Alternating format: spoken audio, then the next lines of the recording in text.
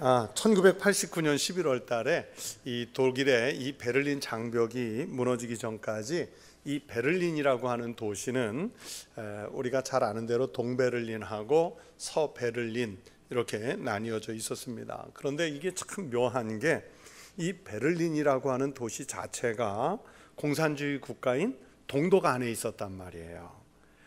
이걸 우리나라에 빗대서 쉽게 설명을 드리면 어떤 형편이냐면, 여러분 평양이 지금 어디 있습니까? 평양 안 가보셨죠? 저도 안 가봤어요. 물론 저는 이제 개성은 가봤는데, 그런데 이제 평양이라는 그 도시를 반으로 뚝 잘라가지고 동쪽은 공산주의 국가인 동베를린, 그러니까 동평양, 또 반쪽 서쪽은 우리 대한민국 땅이어서 뭐 서평양, 이렇게 이름을 붙였다고 생각해 보세요. 딱 그 모양이에요. 근데 그 반쪽을 딱 나누는 구분선이 장벽이었다고요. 장벽. 이 장벽을 넘어서 베를린 시민들은 동독의 다른 지역으로 오가지 못했고, 그리고 그 공산주의 국가 안에 있는 도시니까 자기네 나라인 서쪽, 독일, 서독이라고 그러죠. 그쪽으로 오는 것도 쉽지가 않았어요. 물론 올 수는 있는데 만만치가 않았어요. 그래서 이 서베를린 사람들은 공산주의 국가 안에 격리된 것처럼 생활을 했습니다.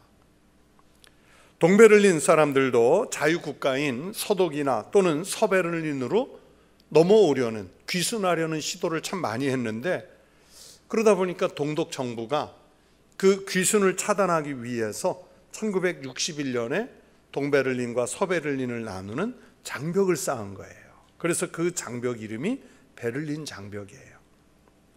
이 장벽을 쌓은 다음에는 동독 사람들이 서독으로 이렇게 귀순을 많이 못했지만, 저희들 어려서 학교 다닐 때 초등학교 교과서에도 나왔잖아요.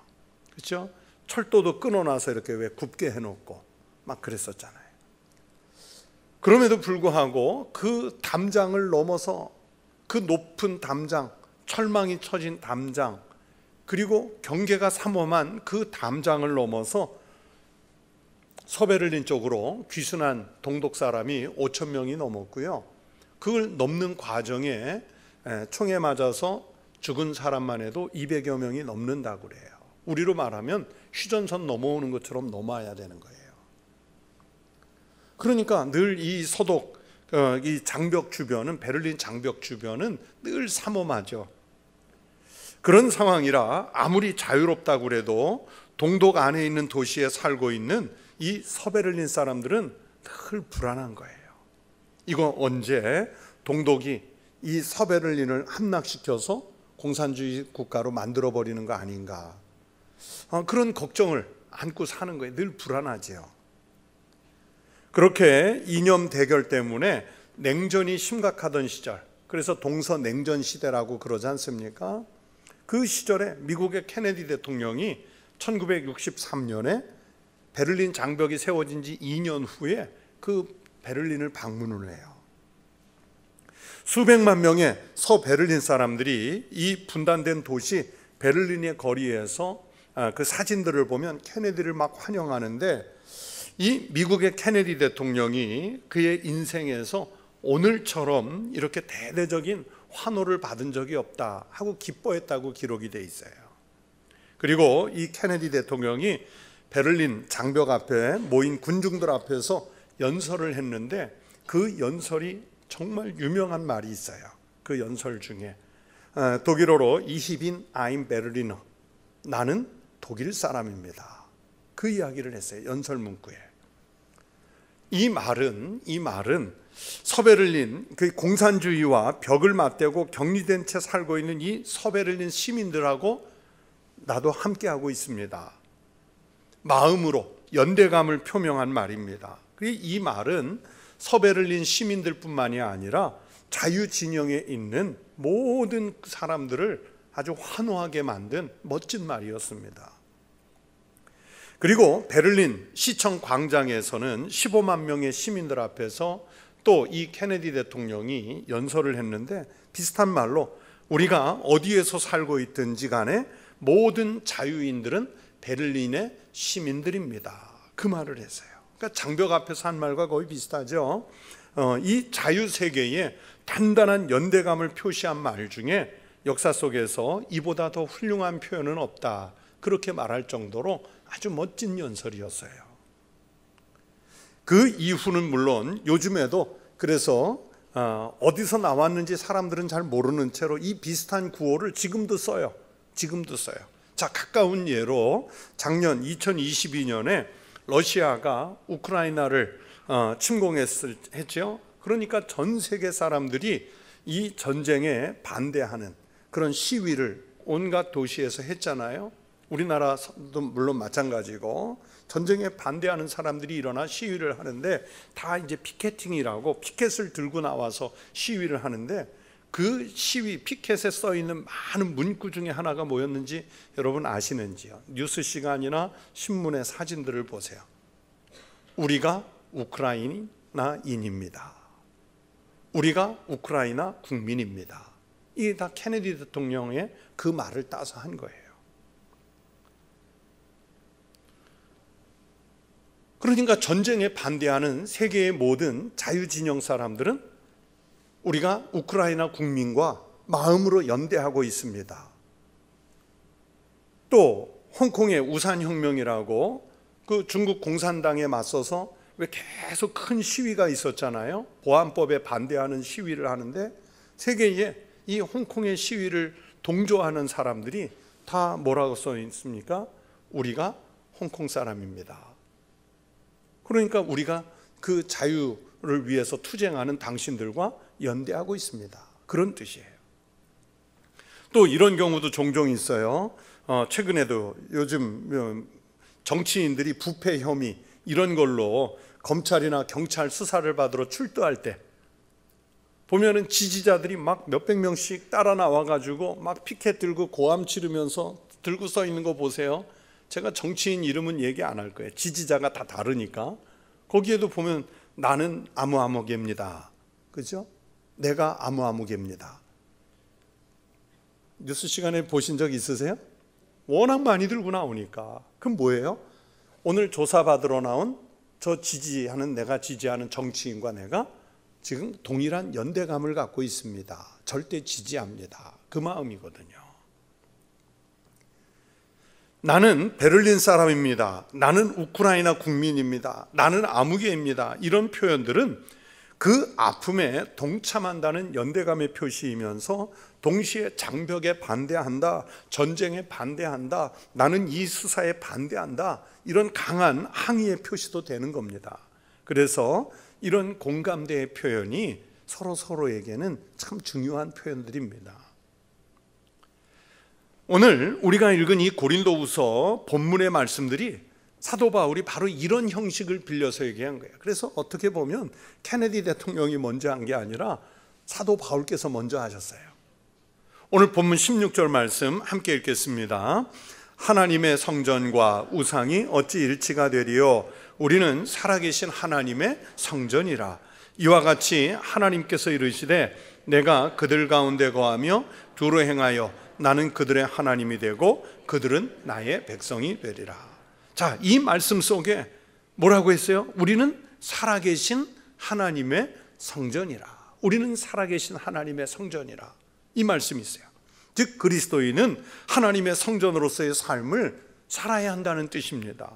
하나님과 일치된 연대성을 말하는 말씀이에요. 우리가 살아계신 하나님의 성전으로서 살고자 하면 하나님도 우리와 연대해 주시겠대요. 내가 그들 가운데 두루 행하여 나는 그들의 하나님이 되고 그들은 나의 백성이 되리라. 이 말씀이에요. 하나님이 나의 하나님이 되어주시고 우리들의 하나님이 되어주시고 나와 우리는 하나님의 백성이 될 수 있다는 약속의 말씀을 주시는 거예요. 누구에게? 살아계신 하나님의 성전으로 살아가는 백성들에게 말입니다. 공산국가 안에서 자유국가 시민으로 구별된 사람들처럼 오늘 그리스도인들은 세상 속에서 살고 있지만 그 속에서 거룩하게 성별된 사람으로 살아야 할 존재라는 것을 오늘 성경이 말씀하시는 거예요. 그러다 보니 성화된 거룩한 백성하고요, 전혀 성화가 되지 않은 사람의 삶을 비교해서 오늘 말씀을 풀어가고 있습니다. 앞에서 말씀드린 대로 내가 베를린 시민입니다 라고 말하는 것은 나와 당신들은 같은 자유인입니다 라고 말하는 동시에 공산주의자들과는 구별된 사람으로서 공산주의와 끝까지 싸워 이기겠다고 하는 의지의 표현이 그 말에 들어가 있는 거예요.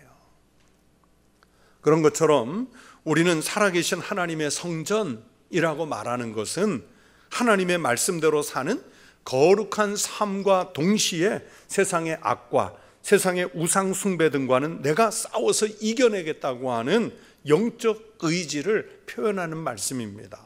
한마디로 신앙 고백의 말씀인 거예요. 신앙 고백이에요.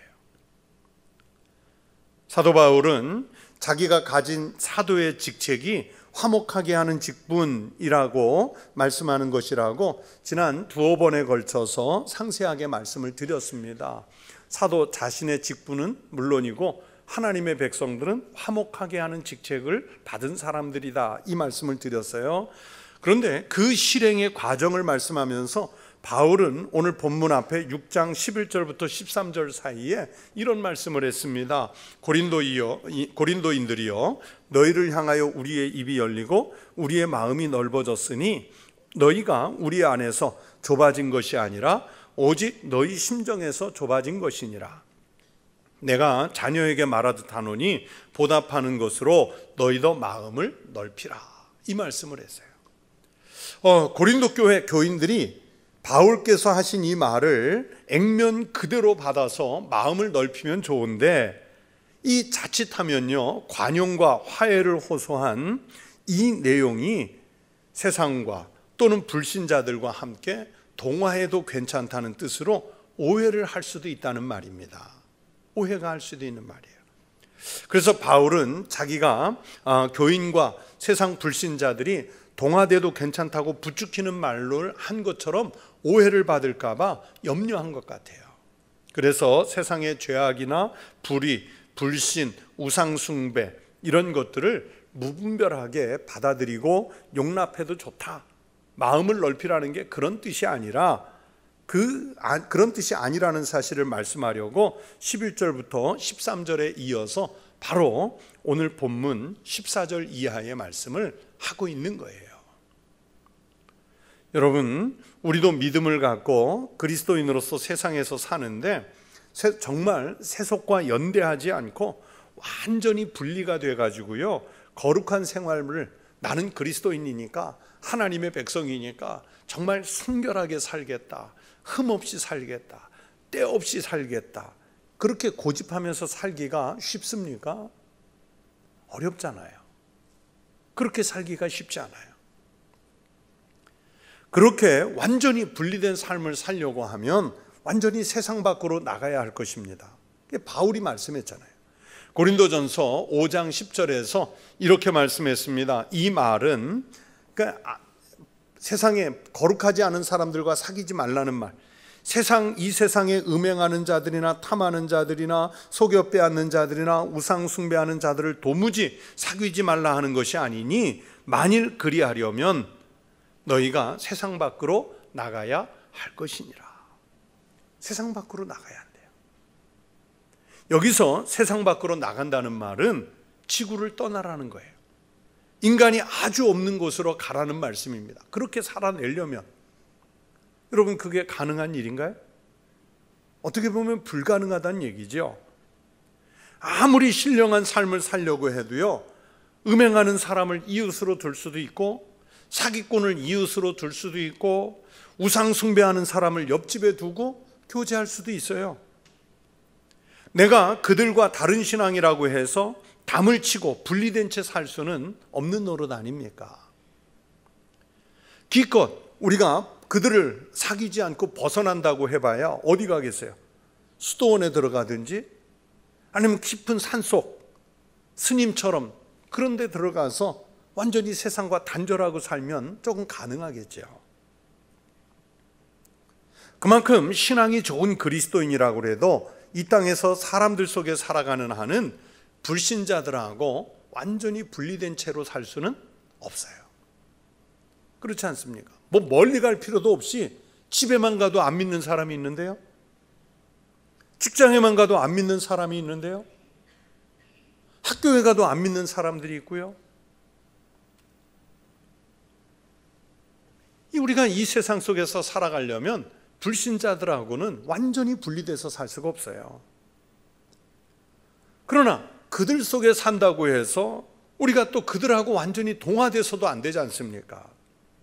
성도들의 삶의 자세나 삶의 내용은 불신자들과는 달라야 한다는 말씀입니다. 구별이 되어야 돼요. 확연하게 구별이 되는 거룩한 생활을 해야 하고 삶의 모습에서 하나님의 백성다운 모습이 나타나줘야 합니다. 이런 신앙적인 삶의 태도를 포기하고 적당히, 정말 적당히 물에 물 탄 듯, 술에 못 탄 듯, 술 탄 듯 적당히 세상과 타협해서 살아가려고 해서는 안 된다는 것이 오늘 본문에서 바울을 통해서 하나님이 우리에게 말씀을 주시는 내용입니다.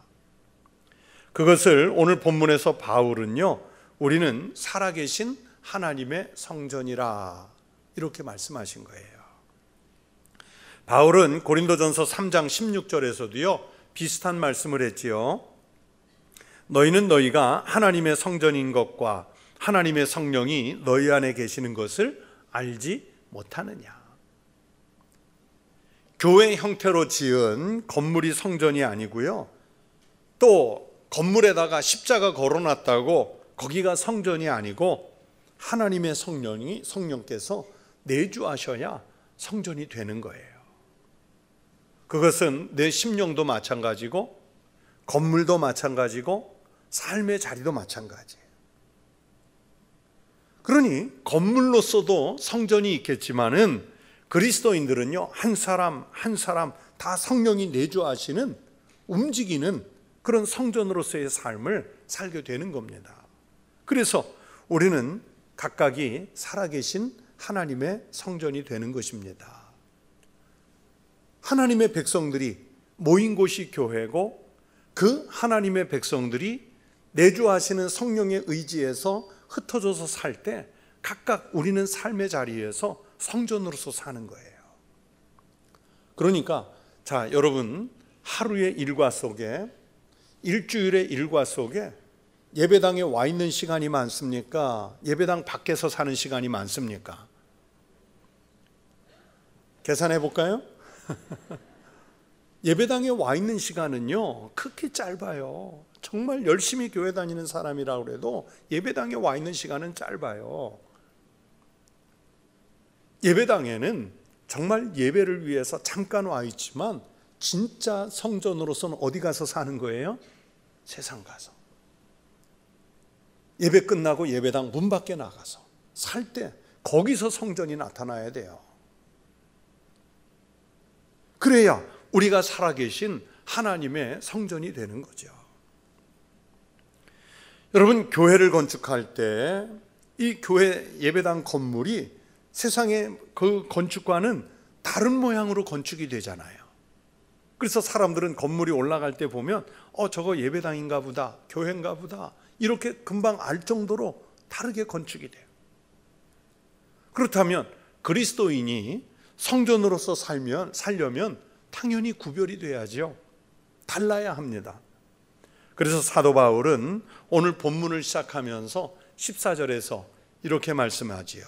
너희는 믿지 않는 자와 멍에를 함께 매지 말라. 의와 불법이 어찌 함께하며 빛과 어둠이 어찌 사귀며. 많은 사람들이 이 말씀을 조금 이렇게 너무 확대해서 해석해 가지고 불신자하고 신자하고 결혼하면 안 된다, 같이 멍에를 매지 말랬으니까 그렇게까지 해석하는 분도 있는데 오늘 본문은 전혀 그런 내용이 아니에요. 그런 내용이 아니고 삶의 자리를 말하는 거예요. 자, 여러분, 멍에가 뭔지 아시죠? 요즘 젊은 신세대는 멍에 잘 모르는데 우리는 멍에 잘 알잖아요. 그렇죠? 이 멍에라는 것은 짐승이 행동을 쉽게 하지 못하도록 통제하기 위해서 만들어 놓은 도구죠. 기구예요. 이 멍에가 많이 쓰일 때가 언제입니까? 단적으로 농사 지을 때 소나 나귀 이 밭을 가려고 하면은 소나 나귀가 자기네들 마음대로 행동하지 못하도록 이 통제하는 멍에를 올려놓지 않습니까? 코를 뚫어가지고 위에 멍에를 연결해서 그 소, 나귀, 말들을 통제해요.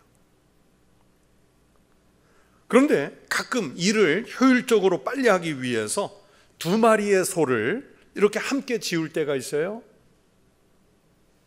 또는 2마리의 말을 함께 묶어서 말을 끌게 할 때가 있잖아요. 마차를. 아니면 나귀를 2마리 묶어서 같이 힘을 쓰게 할 때가 있다고요. 그런데 소나 나귀나 말, 얘네들이 비슷하게 생겼다고 그래서 야, 힘도 비슷하게 쓰겠다 해서 소하고 나귀, 아니면 나귀하고 말을 같이 묶어서 쓰는 거 보신 적 있으세요? 한 번도 못 보셨죠? 평생 볼 일이 없는 일이에요. 신명기 22장 10절에 이런 말씀이 있습니다. 너는 소와 나귀를 결의하여 갈지 말며. 이 결의한다는 말은 함께 묶어서 사용한다는 뜻도 있는데, 여러분, 소하고 나귀는 덩치도 달라요. 그리고 소하고 나귀는 보폭도 다르고요, 힘을 쓰는 그 방법이 다르고요, 성격도 다 다르기 때문에 같이 묶어서 일을 시킬 수는 없어요. 아마 사도 바울이 바로 이 말씀을 인용해서 오늘 본문을 풀어간 것 같이 보입니다. 그런 것처럼 하나님의 성전인 거룩한 성도하고 불신자가 함께 묶어서 하나님의 뜻을 이룰 수는 없다는 거예요. 그래서 믿지 않는 자와 멍에를 함께 하지 말라고 말씀한 것입니다. 본문에서 계속 이어지는 말씀들이 그래서 이와 비슷한 비교들을 합니다. 빛과 어둠이 어찌 사귀며. 여러분, 빛과 어둠은 함께 할 수 없다는 뜻이지요. 여러분, 실제로 그렇지 않습니까? 아무리 새까만 방이라고 그래도요, 거기에 촛불 하나, 거기에 전등 작은 거 하나만 밝히면은 어둠이 없어져요. 반대로 아무리 환한 대낮이라고 그래도요, 차광막으로, 차광 커튼으로 그 빛을, 창문을 싹 덮어 가려버리면 영화관처럼 그냥 깜깜해지는 거죠. 그렇게 빛과 어둠은 서로 밀어내는 존재이지 함께 할 수가 없어요. 빛은 어둠을 용납하지 않습니다. 요한일서 1장 5절에서 말씀합니다. 하나님은 빛이시라 그에게는 어둠이 조금도 없으시다는 것이라. 반대로 어둠도 빛과 함께 있으려고 하지 않고 거부하죠. 어둠은 빛을 거부해요. 요한복음 3장 20절의 말씀입니다. 악을 행하는 자마다 빛을 미워하여 빛으로 오지 아니하나니 이는 그 행위가 드러날까 함이요. 빛이 오면 자기의 어둠의 그 부정과 불의가 드러날까 봐 빛을 막는 거예요. 밀어내는 거예요. 그래서 빛과 어둠, 이 둘은 사귀지 못하는 존재인 것처럼 거룩한 사람과 불신자도 영적인 면에서는 그렇게 구분이 되어야 한다, 구별이 되어야 한다는 뜻의 말씀이에요. 자, 이어서 15절에서도 비교를 하지요. 그리스도와 벨리알이 어찌 조화되며 믿는 자와 믿지 않는 자가 어찌 상관하며. 여기서도요, 비교의 대상인 그리스도와 벨리알은 마치 빛과 어둠이 함께 있을 수 없는 것처럼 함께 있을 수 없다는 그런 내용의 말씀입니다. 여러분, 그리스도는 빛의 상징이고 또 의의 상징이라면, 여러분, 이 벨리알은 불법의 상징이에요. 어둠의 상징입니다. 이 벨리알이라는 말은 우리말 음역으로, 우리말 성경에는 벨리알이라고 썼는데, 원래는 구약 신약 성경에 써 있지만 구약의 히브리어 용어인 벨리알입니다. 벨리야알인데, 이걸 좀 정중하게 그냥 무겁게 해석을 하면은 사악하다, 무가치하다, 이런 뜻을 가지고 있는데, 이것을 조금 거칠게 해석하면 불량배라는 뜻입니다. 비류라는 뜻이에요. 그래서 사사기나 사무엘상, 사무엘하 보면 예전 개역 성경에는 비류들이라는 단어가 종종 등장하죠. 그런데 지금 바뀐 번역으로는 우리가 지금 쓰고 있는 성경에는 불량배라고 나와요. 이게 바로 벨리알이에요. 벨리야알이에요. 오늘 본문에서는 벨리알이라고 썼지만, 그리고 오늘 본문에서는 이 벨리알은 사탄이라는 것과 또 같은 뜻이에요. 자, 그러니 그리스도와 사탄이 함께 있을 수 없는 것처럼 거룩한 성도가요, 사탄에 무리하고 사악한 생각을 하는 사람들과 그 뜻을 같이 할 수는 없습니다. 의의 사람과 불법의 사람, 그리스도인이 불량배나 비류와 같은 사람과 함께 있을 수 없다는 뜻의 말씀입니다. 그리스도는요, 사탄의 권세를 깨트리려고 오셨죠. 또 사탄은 그리스도를 대적하기 위해서 존재하는 거예요. 그래서 그리스도와 벨리알은 조화를 이룰 수가 없습니다. 그래서 오늘 본문에 그리스도와 벨리알이 어찌 조화되며 라고 말씀한 거예요. 그리스도와 벨리알이 어찌 조화되며. 조화를 이룰 수 없다는 뜻인데, 여러분, 우리가 교회가 참 합창을 많이 하잖아요. 찬양대원들이 1부, 2부, 3부, 4부 뭐 저녁 찬양 예배 때 오늘 또 지역에서 나와서 같이 합창을 하잖아요. 그 합창을 할 때 보면 대부분 뭐 찬양대 같은 경우 2부, 뭐 중창을 할 땐 2부, 또 많으면 4부 이렇게 나눠서 하는데, 뭐 소프라노, 엘토 또는 테너, 베이스 이렇게 이제 나눠서 합창을 하는데, 보면은 악보를 보면 각각 다른 음을 부르는 거거든요. 소프라노, 엘토, 테너, 베이스가 자기가 부르는 따로 악보가 있단 말이에요. 각각의 악보가. 그런데 이 지휘자의 그 지도에 맞춰서 이 조화를 이루면은 각각 다른 노래 악보를, 음표를 부르는 것인데도요, 이게 듣기에 아름답고요, 그리고 음이 잘 조화를 이루면은 작은 소리, 이제 그 합창의 용어로 얘기하면 지휘자들이 소리를 줄일 때가 있어요. 그 이제 전문 용어로 피아노, 저 피아노가 아니라 소리를 줄이는 피아노, 그거보다 더 줄이는 소리를 피아니시모, 이렇게 지휘자가 쉬 하면서 살살. 근데도 신기한 것은 큰 대강당에서 찬양을 해도요, 맨 뒷자리까지 피아노 시모로 노래를 불러도요, 들립니다. 들려요. 그런데 이 음이 조화를 이루지 못하면요, 듣는 사람이 괴롭고요, 또 멀리 가지도 않아요. 신기한 것은 그 소리는 멀리 가지를 않아요. 음이 조화를 이루어야 이 천장을 타고 바닥을 타고 멀리까지 가는 거예요. 왜냐하면 음이 조화를 잘 이루었기 때문입니다. 그러나 그리스도와 벨리알은 바로 그 조화를 이룰 수 없다는 거예요. 의와 불법은 조화를 이룰 수 없습니다. 의인과 불량배가 어울릴 수 없습니다. 그런 것처럼 믿는 자와 믿지 않는 자가 어찌 상관하며 그랬죠? 즉 함께 조화를 이룰 수 없다고 바울은 말씀합니다. 여러분, 여기서 상관하며 이 말, 이게 무슨 뜻이냐면 헬라어로 같이 사업을 하는 사람들이 동업이라고 그러죠. 같이 사업을 하다 보면 이익이 발생할 것 아니겠어요? 그러면 그 이익을 투자한 분량에 따라서 나눌 것 아니겠습니까? 이게 메리스라는 말인데 바로 바울이 그 단어를 쓴 거예요. 상관하며. 그러니까 믿는 사람과 믿지 않는 사람이 상관할 수 없다는 얘기는 무슨 뜻이냐면 영적인 이익을 나눠 가질 수가 없다는 거예요. 영적인 이익을 같이 공유할 수가 없어요. 그래서 신자와 불신자가 세상에 나가서 뭐 자본을 투자해서 사업하는 그 동업을 하지 말라 하는 뜻의 말씀이 아니라 영적인 생명을 나누는 일에 있어서만큼은 이문을 나누는 일이 없다는 뜻입니다. 여러분 보세요. 우리 믿는 사람은요, 우리가 얻는 이문 중에 제일 큰 이문이 뭐냐면 영생이라고요. 하나님 나라를 얻는 거예요. 그런데 하나님 없이 사는 불신자들, 벨리알을 편드는 사람들, 이 사람들은 지옥을 받는 거예요. 영원히 죽는 것을 이문으로 받는 겁니다.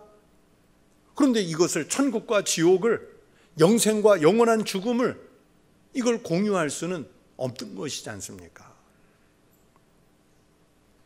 또 비슷한 말씀이 반복됩니다. 16절에 하나님의 성전과 우상이 어찌 일치가 되리요? 우리는 하나님의 성전이라 말씀하지요. 여러분, 유대인들에게 하나님의 성전에 우상들의 형상이 세워진다는 것은요, 이건 상상할 수도 없는 일이에요. 이것은 하나님 앞에서 짓는 죄 중에 제일 큰 죄인 거예요. 남왕국 히스기야 왕의 아들 유다의 므낫세 왕이 하나님 앞에서 큰 범죄를 했는데, 이 므낫세가 지은 죄 중에 제일 큰 죄가 뭐였냐면요, 솔로몬이 세웠던 그 성전 안에 우상 형상을 세운 겁니다. 이것 때문에 나중에 이스라엘 백성들이 므낫세의 이 죄 때문에 포로로 잡혀가는 역사가, 아픈 역사가 일어나는 거예요. 열왕기하 21장 7절에 이렇게 말씀했어요. 또 자기가 만든 아로새긴 아세라 목상을 성전에 세웠더라. 옛적에 여호와께서 이 성전에 대하여 다윗과 그의 아들 솔로몬에게 이르시기를, 내가 이스라엘의 모든 지파 중에서 택한 이 성전과 예루살렘에 내 이름을 영원히 둘지라. 여러분, 성전은, 그리고 예루살렘은 하나님께서 하나님의 이름을 영원히 두실 곳인데 거기에다가 아세라 신상을 세웠어요. 그러니 하나님이 이스라엘이 아무리 선민이라고 해도, 선택한 백성이라고 해도 벌을 안 내리실 수가 없는 거예요. 징계하시는 거죠. 이것은 하나님 앞에서 가장 극악한 죄입니다. 이런 죄가 발생하면, 그래서 이스라엘 백성들은요, 아무리 왕이라고 해도 그 왕을 향해서 목숨 걸고 일어나서 싸우는 거예요.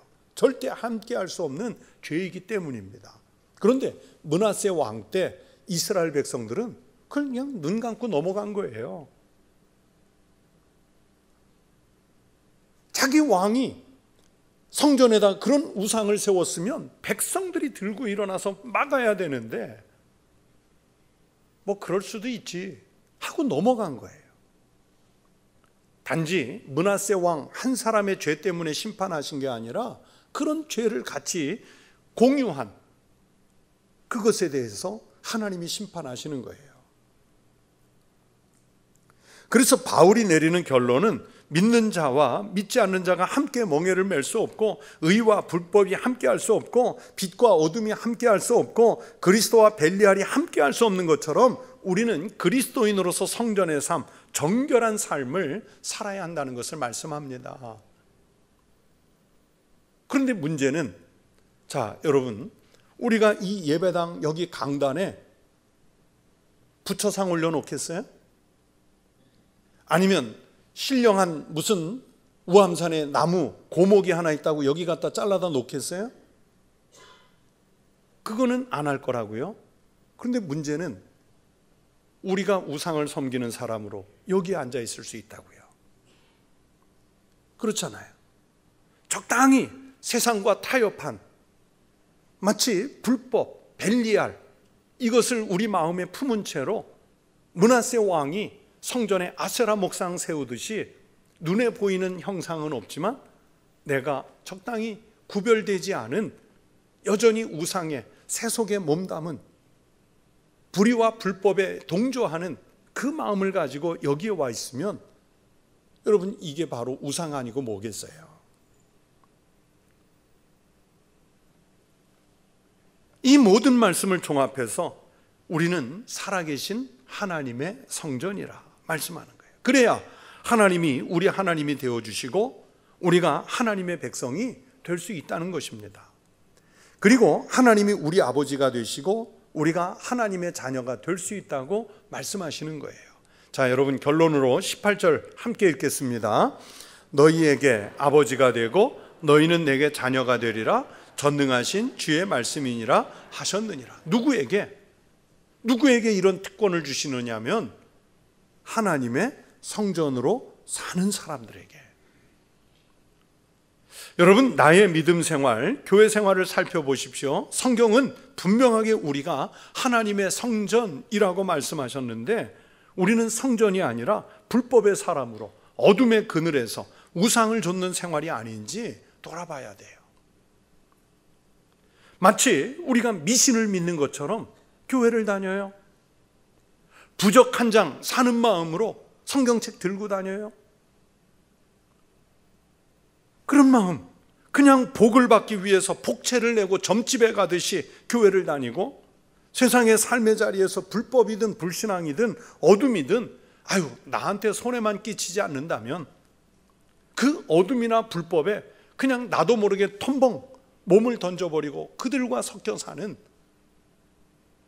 그들과 섞여 살지 말라는 게 아니라 그들 속에 우리가 살고 있지만 세상에 이 많은 건물들 중에 예배당의 건물이 독특하게 드러나는 것처럼 우리는 세상 사람들 속에 들어가 살면서도요, 구별된 성전의 삶을 살아야 한다는 거예요.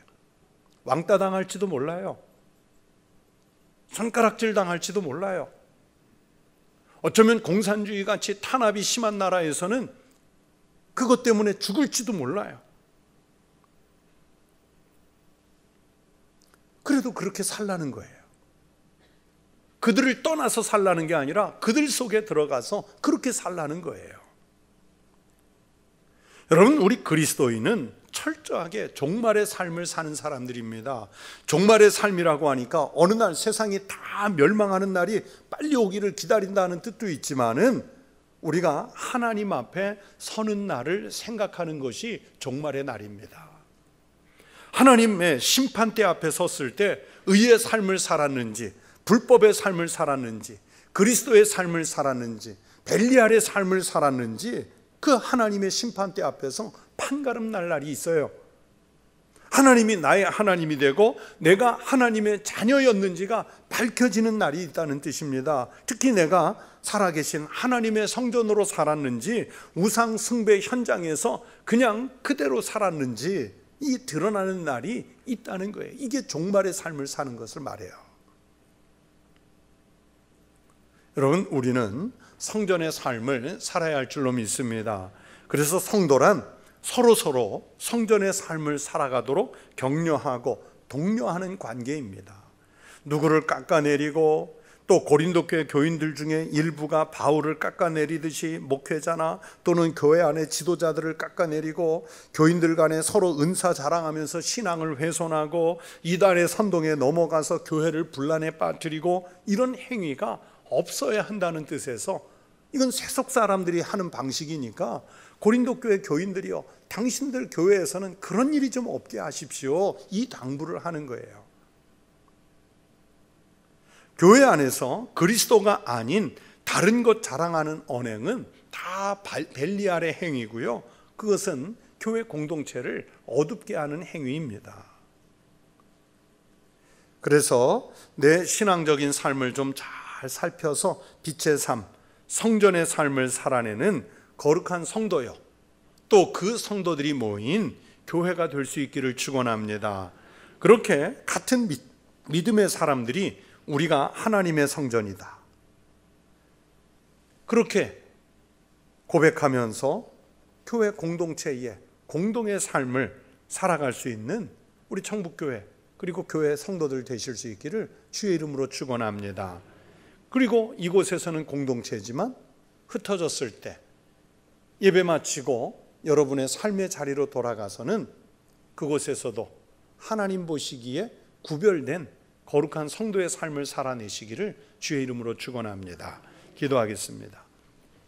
하나님 아버지, 감사합니다. 저희들을 하나님의 백성으로 불러서 하나님의 자녀로 인쳐주셨으니 우리는 살아계신 하나님의 성전이라는 신앙 고백으로 세속에서 살아가게 하여 주시옵소서. 어떤 자리에서 어떤 사람을 만나 어떤 형편의 삶을 살든지 그곳에서 그리스도의 모습만 나타낼 수 있는 신령한 삶을 살아내게 하여 주시옵소서. 내가 벨리알로 어둠으로 악한 것에 영향을 받지 않고 오히려 그것들과 싸워 이겨내고 내가 사는 자리를 신령한 처소로 변모시켜가는 성도의 삶을 살아가게 하여 주시옵소서. 그 백성들이 모여 우리 청북교회 공동체가 거룩한 교회 공동체가 되게 하시고 우리 한국교회가 정말 큰 위기를 맞은 이 시대 다시 부흥하고 일어설 길은 하나님 앞에서 하나님의 뜻을 좇아 구별된 삶을 사는 것임을 깨닫고 다시 십자가 앞으로 나올 용기를 갖게 하여 주시옵소서. 이 시간 주님 앞에 귀한 예물을 드린 손들이 있습니다. 하나님, 각양 서원한 예물들을 주님 앞에 드리오니 주께서 받으시고 귀한 예물을 드린 손길마다 또 그 가정과 일터마다 모자람 없이 넉넉하게 채우시는 축복이 있게 하여 주시옵소서. 감사드리며 예수 그리스도의 이름으로 기도하옵나이다. 아멘.